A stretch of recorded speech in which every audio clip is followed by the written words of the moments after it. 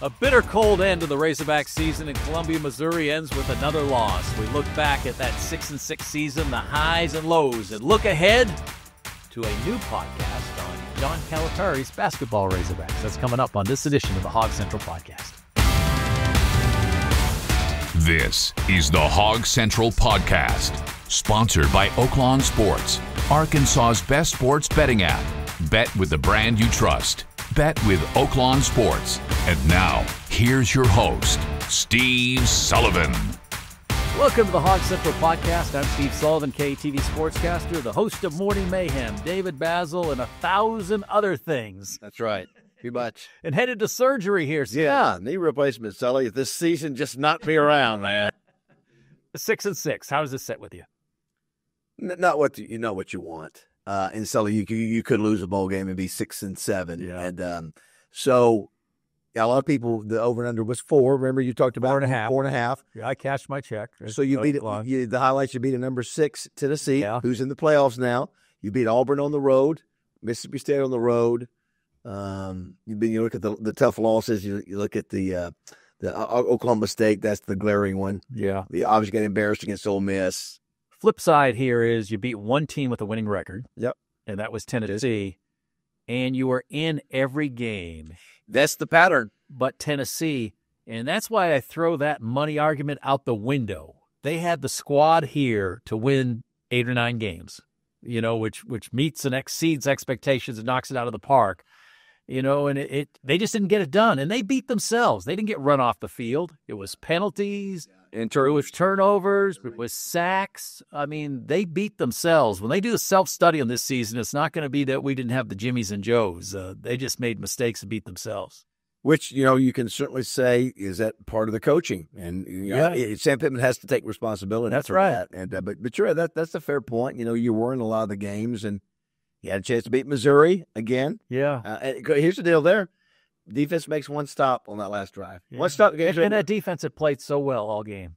But it's Missouri.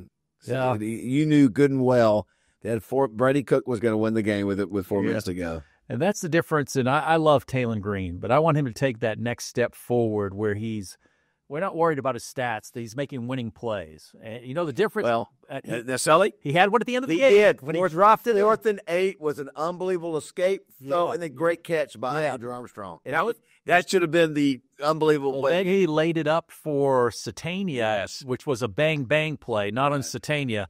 But if you look at the winning plays by quarterbacks this year, it's Brady Cook getting those first downs, not necessarily the touchdown play or coming up with that big run late in the game, or Sellers for South Carolina, where you're not looking at the stats, you're looking at their plays that they show with 8 seconds left or 10 seconds left. Yeah, that's fair, Sully. And the other thing, back to your point, 28 fumbles, that's the most in America as far as putting the ball on the ground. And who was responsible for most of those turnovers?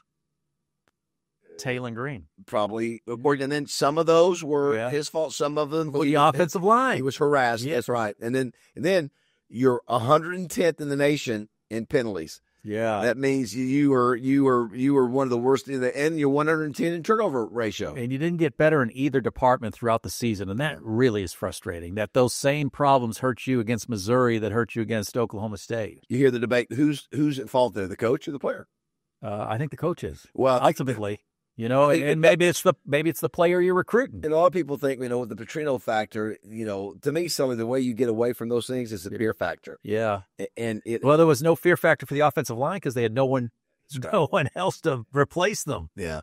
And then one of the discussions we've had on the show at the Buzz, Morning Mayhem, Sully, is that the difference in our NIL, and you and I may have talked about this before, we're going out and getting the second string players from these teams. Well, something like Ole Miss is getting the first team, Walter Nolan, getting the first team from Florida. Yeah. Our guys, not that they're not good football players, they are, but they're still They're not the first teamers off those other squads like some NIL folks are doing. Yeah. We don't have the ability money-wise to do that at this point. But you look at these games and you see there's not a big talent disparity. But I mean, look at the end of the game. We're running the ball against Tennessee. We're running the ball on their defensive line. Yeah, and the defense first half shut them down. Yeah. I mean.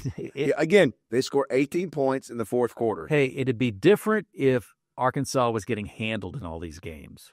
But if you look back. They had one game There may be 2 that you got to handle, LSU and Yeah, but even the LSU game going to the fourth it quarter. was tight. And you had, he had that killer turnover deep in your own territory. You're right. They were right in that game. And that's what's frustrating is you have the Jimmies and the Joes. You got to get it done. We saw it last year. It's the same thing. 6-23 in the last 30 SEC games. So yeah, and listen, especially again, how many penalties we had Saturday? 10. Yeah, 10. Every time you had a big play, you looked around. Yeah, there was a yellow flag. Hey, in the defense of Taylor Green, no one for most of the season erased those big yardage situations better than him. Yeah. Yeah, I think if you had to grade him, what would you grade him? A B? Yeah, I think so. Yeah. He was in a tough spot. Yeah. I mean, we put a lot on his shoulder. Here, everybody who wants to complain about Taylor Green, how many receivers you have this year? How many? Yeah, you really had one. Armstrong. You had one. Well, he had the best in the SEC. The best years in the history of radio. Listen, how much are you going to miss this guy? Yeah, only Kobe Hamilton has had a better than what he had this year. It's that catch he made. It was a great throw by Taylor Green. It was that. I think it was the 3rd down play. Yeah, there was a 4th down. No, it's a 4th down to Tesla. I thought the 4th and 8 was Armstrong. No, it was to Tesla. Okay, 4th and it was. I forget. It was 4th and 10 or 12, and then they went to. It was like 3rd and 12, and he's harassed. They've got him by his leg, and he throws it up where Armstrong. That's what I was thinking of. Yeah, yeah, and that was a wow play. Listen, and he's not the traditional portal guy. Division II. Yeah, great find. Whoever found him. Yeah, and you know what? Interesting. He didn't go somewhere else. No, last year he could have gone somewhere else, and he decided to stay in Arkansas. The greatest example of great football players on any level is Indiana. I mean, with those guys from James Madison coming up, and even the nose guard at the Burlsworth Award finalist, he was a nose guard at James Madison, all Sun Belt. Now he's all Big Ten. I mean that. Yeah, it's almost like the basketball theory of getting older players that are seasoned and vets. And they're good players. They're good players too. Yeah. And now it's onto the off season, and so many question marks. You don't like the fact that Bobby Petrino was looking. You would hope that this late in life that he'd be happy in Fayetteville. Yeah, you'd have to ask Sully if he's looking. Is it because he really wants to be a head coach again, or he's not happy? Yeah, and that bothers me because I was hoping this would be the stop that maybe he spends several. I did too, and I think that's what I think that's probably what he wanted. So that's why this is a little interesting to see. And as long as his future is in limbo, we're going to have to wait on Taylor Green. And that's kind of scary when the fact that, you've lost your backup quarterback. Yeah. I tell you, that's Malachi Singleton, obviously, in Harrison. I think he's got a great upside. I do too. He made the right decision. He's not going to sit on the bench. Yeah, that's the one position you got to move if you're not playing. That's right. And because you know what? You can find a spot somewhere else. Do you agree with this? I look at freshman classes, and I look at South Carolina. They have the quarterback, Lenore Sellers, who's been outstanding. They have a defensive end with 5 sacks. I really feel, and you may feel differently, the Nolan Richardson theory that if you're going to bite, you're going to bite as a pup. And you got to show it early in your career, and that kind of worries me with this freshman class. In the last few, Braylon Russell stepped up this year. I think you can see the potential he has. But outside of that, we really didn't see many freshmen. Yeah, who can you name one other? Well, they had Shaw, the linebacker they talked about, didn't play much. Not many, and that's scary on a defense that played a lot of people, and that you haven't seen the freshman pop. And there's one coming from Warren now in this class that I saw last Friday. 25 class. He's going to sign tomorrow. A.J. Jordan. He hasn't been to all these camps and everything. He's a Bo Embry receiver. I watched him last Friday night, and he just sticks out on the field. We like players out of Warren. Hey, he's 6'5". Yeah. He went down over the middle, caught a ball at his knees, and then went 70 yards for the score. And he's a linebacker, too. Tough kid. Anytime you're a linebacker and a receiver, he didn't think of any school but Arkansas. Didn't take any trips, didn't go to any camps. Wow. And he's been hiding down there, not getting a lot of publicity. But you wait, you're going to see no one that looks like him in Fayetteville when he steps on that practice field. A.J. Jordan, and that's the kind of guy you hope you have. How do people miss on that? I don't know, and I watched him the other night. I mean, Mo Hembry has had some of the greatest players. How would he not reject that to other coaches? I think he's happy with him going to the university. Okay, maybe that's what I want to say. Why is it everybody else? And look at all the guys from Warren, the Jarius Wright and the Traylon Burks that have had success in Fayetteville. Oh, my God. And this kid has grown up seeing those guys, and he modeled, I just want to play there. But I watched him last Friday night against Mills, and it was like a man among boys. I mean, he is 6'5", long strider, good hands, and the fact that he played linebacker means he's not shy as far as playing physical ball. But those are the kind of guys you want in your freshman class. A Grayson Wilson from Conway, it's got a great upside. When is the last time there was a coach that had back-to-back records that were under 6? 4 and 8, Yeah. 6 and 7. You remember how It was Houston Nutt. I think he had a couple where he had bumpy. do you remember how ugly it was the last? Oh, yeah, Chad Morris. Excuse me. Do you remember I sort of wiped that away. Do you remember how ugly it was last year at the end of the season? Yeah, people wanted him out. Trino saved the day. Yeah, and it was a case of financially, we really couldn't make the move. And you hate if that's the case again this year. Richie's back. They said he's coming back. Yeah. You hate if that's the case again this year, because that's not the reason you want to keep your coach. Yeah. Well, they'll sell it. You're in a bad contract. But that's that's the nature. Because we're saying, who dictates a lot of this? The people cutting checks. Yeah, that's right. People cutting checks for NIL. People cutting checks for salaries. And then your athletic director's been mentioned for jobs. That's not a good situation. I mean, if your name's also, although he's staying, yeah, but but he was mentioned as a finalist for South Carolina too, or whatever. That's but that's just not a good situation where people are looking to get out. Yeah. And the Petrino thing really bothered me because, my wife even asked, is he not interested in stability at all? Yeah, I thought too, at his age, he's done with being a head coach. So it would, again, either he's got the itch to coach again, or there's something, he's not happy about something going on, whether it be the administration. Yeah, that's right, administration or with Sam, which I don't think it's going to be with Sam. Yeah, but when you don't meet expectations, people aren't going to be happy. Yeah. And the expectations changed when they were 4-2. That's when they had that off week. Wow, that's a great point. Again, we're Tennessee 4-2. Finished 2-4. We were 4-2 and they beat Tennessee. 4-2 going into an off week. The off week, and we came back, and who do we play? Was that the LSU? I think LSU had the open out of the open. Was that week? Brutal stretch we were in there, the Tennessee LSU. Oh no, it's LSU because they couldn't do anything that first few minutes. They just marched up and down the field 4-2. Yeah, gosh. Yeah, and we thought on the, and that's the scenario I painted out. It'd be bad if you started 2-4, but then if you finish 4-2, you got that good feeling, the momentum. But on the flip side, you go in, you lose that game to Missouri. And again, in the way we lose it, 2 turnovers, they only have to go 40 and 34 yards. They score 18 points in the fourth quarter. It's the same thing we've seen before. And there is no getting around. I think, listen, Sam's a smart guy. He knows, listen, he's responsible. Too many penalties, too many turnovers. Yeah, my fear is, I think everybody feels the same thing. They like Sam Pittman. Right. They feel he's done a good job raising the program, but they are, I think, dead set that he's not the guy to get them to the next level. And my fear is you could walk away now with most of your millions and be kind of respected by the fan base. But if you stay another year, they're gonna hate you at one point. If you take it's like you're holding the program hostage. It's not money because he's got enough money. No, you ain't.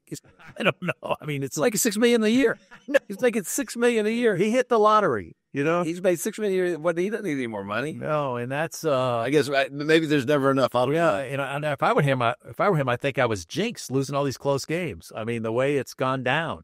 I mean, think about this. It happened last year, too. Last year was similar, too. If Satania squeezes that ball, it would have been an incredible catch. How does the narrative change? Yeah, but you're right, Sully. But let's go back. What was the last week? 2 block kicks, two fake kicks. Yeah, and there's something every week where you just gotta you gotta. Sam, I know Sam knows that. Listen, that's on him. Where there's Scott Fountain's part, and it goes back. There's got to be accountability. You get what you tolerate in any business as a leader. You think players that they can't get on because here's the deal. When I was under Lou Holtz, even Ken Hatfield, fear of God. Fear of Lou. You better do it right, or you have your butt chewed out, or you're going to be running, or you're going to be sitting on the bench. How many procedure penalties do they have? Oh, you were a receiver not lining up in the line of scrimmage. I mean, they had it all. Yeah, Again, we were ranked over 100, so that means we were one of the worst in the country doing that. I don't know. That's a good question. For some reason, we couldn't get turnovers, and a lot of that goes back to you got to put people under pressure. We didn't pressure the quarterback a lot and force him into making tough throws and. That's an issue. And I worry about the defensive line because you're losing Landon Jackson and Eric Gregory, Is Ball coming back for the 18th season? yeah. Okay. I thought he popped it the last game. But, you got the same guys, and you almost have to. You got to win the line of scrimmage. And offensive line has struggled, and we thought the defensive line would be better. But for the most part, they held up against the run. Missouri, it got to be a problem late in the game, but that was might be a weather issue. You were without Jackson, momentum, and they had a big power back. And it's just sad to lose to Missouri when you look at that media room because they're not even like an SEC. They're not trying to be an SEC school with facilities. Yeah, and listen, Sully, what is that? That is 10 out of the last 12 years they've won. Yeah, and that is every year in Columbia. That's tough. I mean, they have owned that series. Oaklawn Sports is so simple to use, anyone can do it. Probably even an ex-football player. And you can take it anywhere. Pocket size, sort of like you, Raj. Small perhaps, but powerful, like this offer. Sign up now for Oaklawn Sports and get up to $1,000 in bonus bets. That's like a do-over in case you make a questionable decision. Too bad they can't do that for haircuts. I'm calling your mom. Now with new and easy funding options. Bet with the brand you trust. Bet with Oaklawn Sports. Light it. We can take people where most people cannot take them. The generations coming together. That place was jumping. The Triple Option, presented by Wendy's, wherever you get your podcasts. Something surprised me, and I thought with Sam Pittman in the press box and Bobby Petrino on the sideline, they had more control of the offense, and there was 10 minutes to go, and Missouri was leading 17-14, and it was 4th and 3 at the Missouri 45. Yeah. And I thought, you're trying to shake this jinx. I figured, let's put some pressure on him. And that wasn't Petrino like to punt. Yeah. And then it's like karma. The next play went 70 yards. Yeah, you wonder if the thought would be, don't make the mistake that costs you the game. Yes, but when you start thinking like that, instead of playing. You don't want Bobby Petrino thinking like that. He's the we didn't come to paint guy. I know. And that's... I'm telling you, Sully, sitting up there in that press box, and again, this is the 6th time in 12 years. Yeah. I've said, listen, I know what's going to happen. There. I know the sound of the crowd. I know the look of the sky. I see the celebration. I walk on the field, hear the same music. It's Groundhog Day, part 6. I mean, it is crazy. We talked at halftime about the momentum coming out in the second half. They stopped Missouri, then they went on a long drive, overcame a couple of penalties, scored a touchdown. Yeah. Look good. Yeah, and you're thinking right then. I know. Okay, here we go. Yeah, you've got the momentum. You've got them backed up. And then Cook started firing the ball around. 18. Of course, the key was a fumble. Gave him a short field to score. Now, Sully, what happens again? Now you got the challenge of going to a bowl game that not many people care about. Yeah. Players, the players who are your best players, maybe to be looking around for a transfer portal, maybe looking around for pro. Yeah. Won't play. So then you have a chance of playing a team that wants to beat you. All of a sudden you get beat by 20, then you have that going in the offseason. Potentially. Yeah. Yeah. And Andrew Armstrong, he must have had a year to go because he officially said he was going to the NFL draft. Did he actually say that today? Yes. And go for it, young man. Boy, incredible season. Yeah. And I think Jaquinton Jackson, 15 touchdowns, the most rushing touchdowns since Alex Collins. The knock on him, it just couldn't have that completely healthy season. Well, we talked about that going in. The story on him was he gets dinged up a lot. Yeah, my concern is now you had Bobby Petrino to hang your hat on last year. What do you get fans excited about this coming season? I don't know, Sully, but I just go back to that halftime. You and I were on the phone in the press box. Oklahoma State. I said, oh, my gosh, Sully, can you – this was at the time, number 15th ranked Oklahoma State. Halftime. Was it 20-0, 14? What was it? It was like 35-10, 28-10 or something. Yeah, it was like, holy. We'd already seen 70-0 against UAPB. I'm thinking, the Bobby Petrino magic is back. Yeah, I was thinking, man, he's going to be a Squirrels Award finalist. Wow, yeah.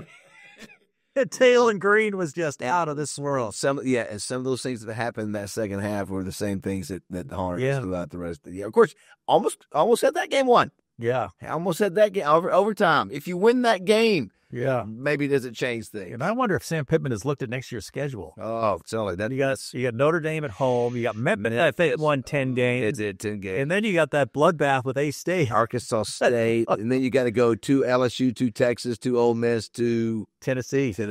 Golly.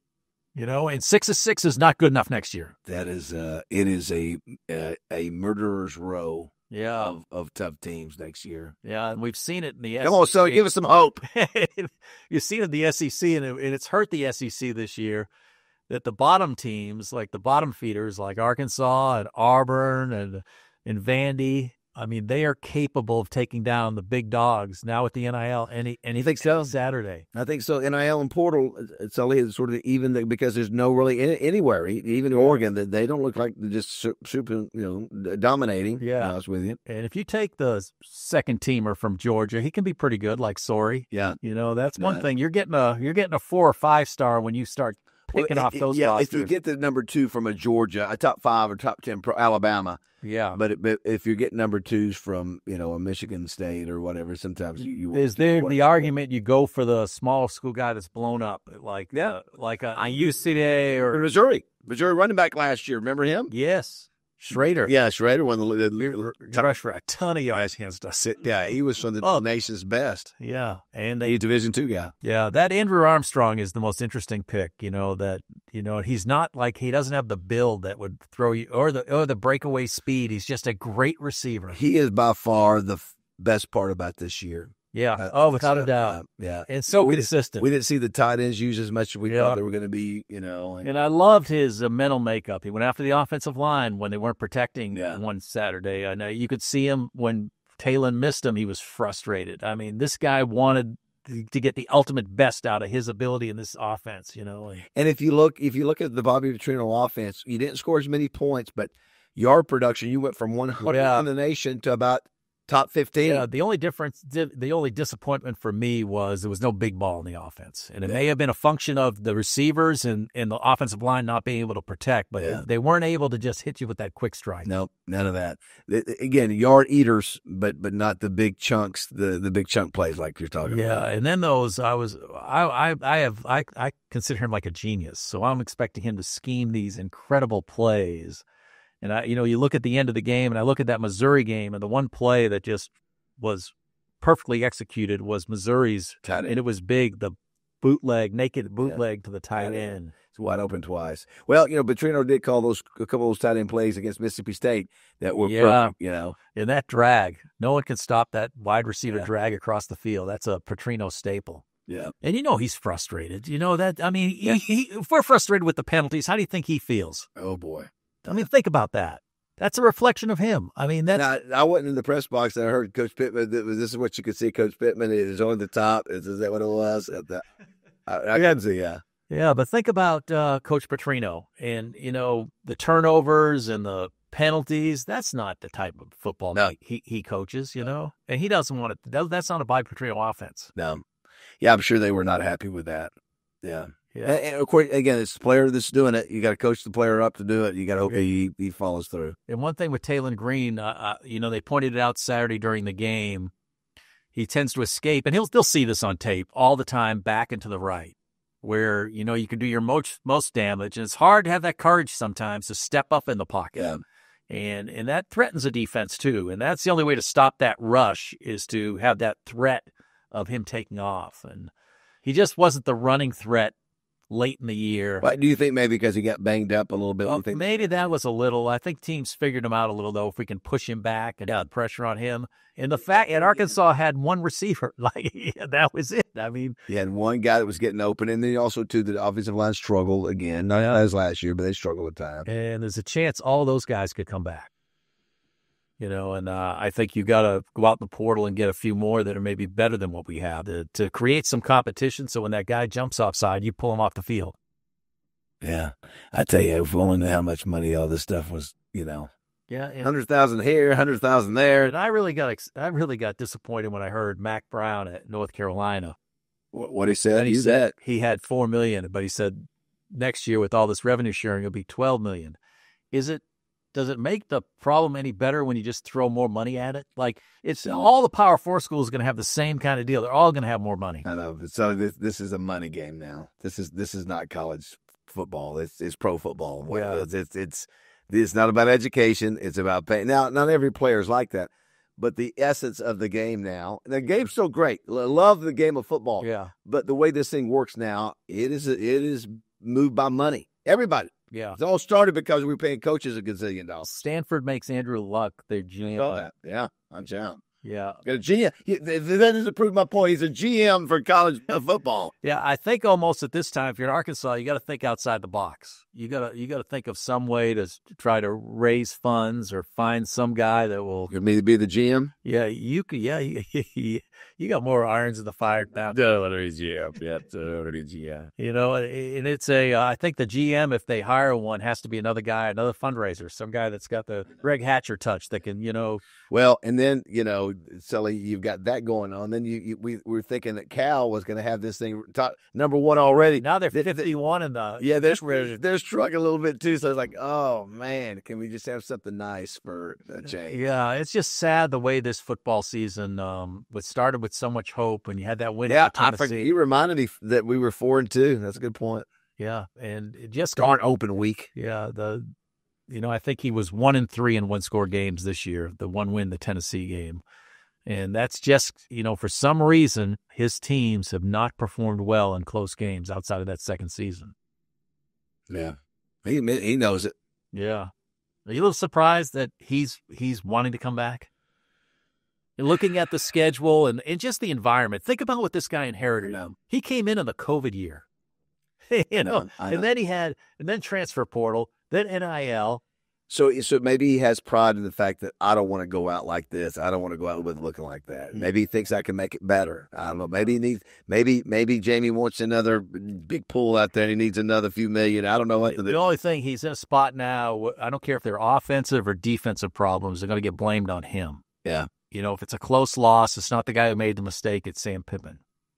And I don't see next year being the recovery year. Yeah, it's tough. That schedule makes it really tough. Unless somehow they have an influx of money, and they can go out and they can get some really high profile outstanding players. But the thing about this is the Trey Biddy thing. Like the transfer portal isn't exclusive to Arkansas. Everybody's getting that money. What it does, it separates you from the Arkansas States of the world. But again, you look Andrew Armstrong, our quarterback, our tailback, our receiver, our star defensive end, our 3-star. They're all transfer portal guys.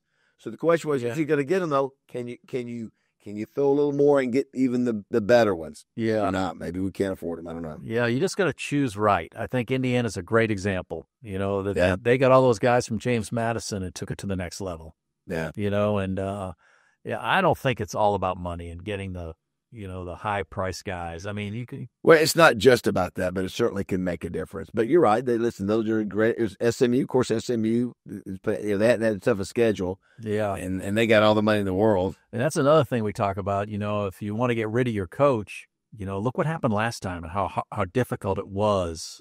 And the program is in much better shape to find a coach to take the job. I don't know.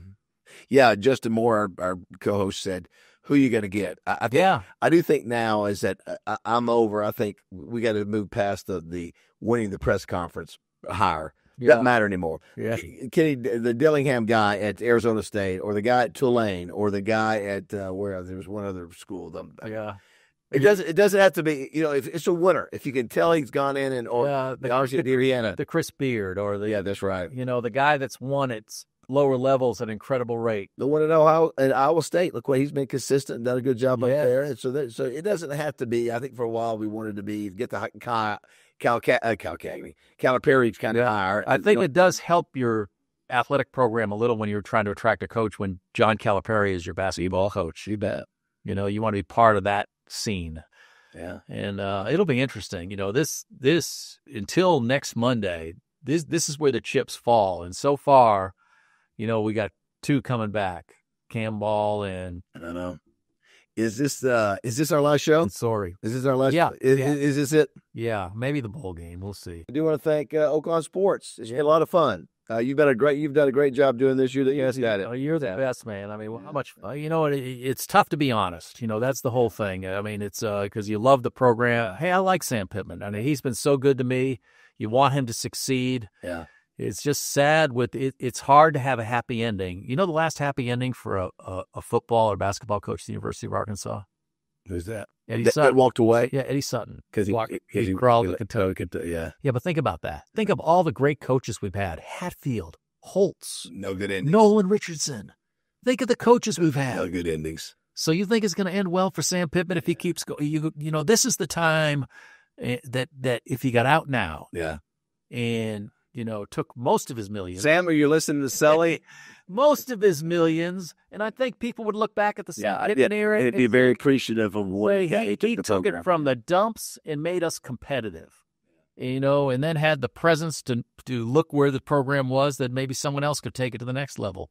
It's tough to coach when a lot of your fan base has lost faith in you. Yeah. Well, Sully, you did win. Speaking of Oaklawn sports, you did win because you said the Hogs would win more than 4.5 games, right? Yeah. That was something at the very beginning. Yeah. Well, I went up and visited with Sam Pittman, and I remember the strength coach said they didn't miss on one of their portal guys. And he said from day one, and that's why he's disappointed with this 6-6, because he knew he had a better team than 6-6. I mean, that's got to be killing him right now. He's got the same feeling he had in the second year, 2 years ago when he went 6-6. And that's the encouraging thing, that they've done pretty well in the portal. I mean, they've had some pretty competitive teams. Yep. I mean, think about the only 3 blowouts in the last 3 years. Yeah, the 2 at the end of last year and 1 this year. And if you look along the SEC schedules, it's pretty easy to get your clock cleaned once or twice a year, especially when you're on the lower end. And he's made them competitive. But that's the frustrating thing when he sits back, when he's rehabbing that hip and thinks, man, it was another year where we had better talent than that 6-6 record shows. And that's hard when you're a coach. Yep. Any comment on that? Yep. No. I'm out of gas, Sully. Hey, it's been a great year. It's been I always enjoy working with you. It's been fun to do the halftime cut-ins and all the things. And you do the Saturday morning with James Bryant, man. That's been a blast. Again, thanks, Oaklawn, for that. That was technology changed. Last Saturday in Missouri, we couldn't get a photographer. Your girlfriend Jessica had 2 cell phones. Yeah. And it looked just like a camera. And, of course, it was 25 degrees and snowing. All the Live View app. Yes. The technology is just incredible. They even go live from anywhere on Facebook Live. It's immediate reaction to a game. Yeah. Yeah, listen, I hate the fact this is the way it turned out, but I've enjoyed doing it. Yeah. If folks say I'm a homer, I am a homer. I was a team captain, and all I'll do is be a homer. Hey, what a game, and what a season in Fayetteville for those games. Oh, yeah. It's been, listen, I don't think there's a better sport to me, and I'm biased, in the country. It is some of the games we've seen. I'm sure it's crowds for Texas, Oh, my gosh. Yeah. Georgia Tech the other night when Georgia Tech hasn't beat. Hey, one thing, why haven't they ended this planting the flag on opponents? Yeah, well, that's got to start with the coaches. That's got to start with the coaches. I mean, it's a recipe for a fight. Right. You've already beat your rival in fifth place. The head coach, that's simple. The head coach has got to put the word out there. You don't do that. Bottom line, don't do it. Yeah. It's real simple. It helps with 2 seconds. Don't do it. If you do it, you're gone. Yeah. It's easy. I don't think that kind of discipline exists anymore. Yeah, I don't know. Because it's really tough to go out there and stop once they get started. Yeah. In the pregame speech, you go, we're going to win this game. Don't plant the flag. Let's go back and celebrate. What do you think is going to happen if you plant the flag on your opponent's 50-yard line? Of course, you know what's going to happen. It happened all over college football this past year. You're starting a fight. Yeah, six times it happened. Yeah. Yeah. All right, Baz, I appreciate you. Right. Good luck with the Nia's career. We'll be back in linebacker shape. Boom. Well, maybe we'll do a bowl special. It'll be depending on the appetite for the bowl. Birmingham, Houston, Gus Perilla in Tampa. Who knows? Yeah, I have bad memories of that 2 degrees in Memphis. Oh, in Memphis, yes. Yeah, I remember Bob Petrino coming in that locker room and saying that the MVP was Ryan Mallett. Mallett was like 12 for 30 or 30. I thought they should have given it to the kicker. Yeah, it was very cool. All right, Baz. And with that, we wrap up our football episodes of the Hog Central podcast. We'll take a brief hiatus. Then we'll be back with a special basketball edition of the Hog Central podcast. They need a win tonight at Miami on December 18th and return regular episodes in January. Don't forget to like and subscribe so you never miss an episode of the Hog Central podcast. Thanks for tuning in. And don't forget to like and subscribe to the Hog Central podcast. New episodes drop Tuesday on YouTube or listen on the go. Find us on Apple Podcasts, Spotify, and every major podcast platform.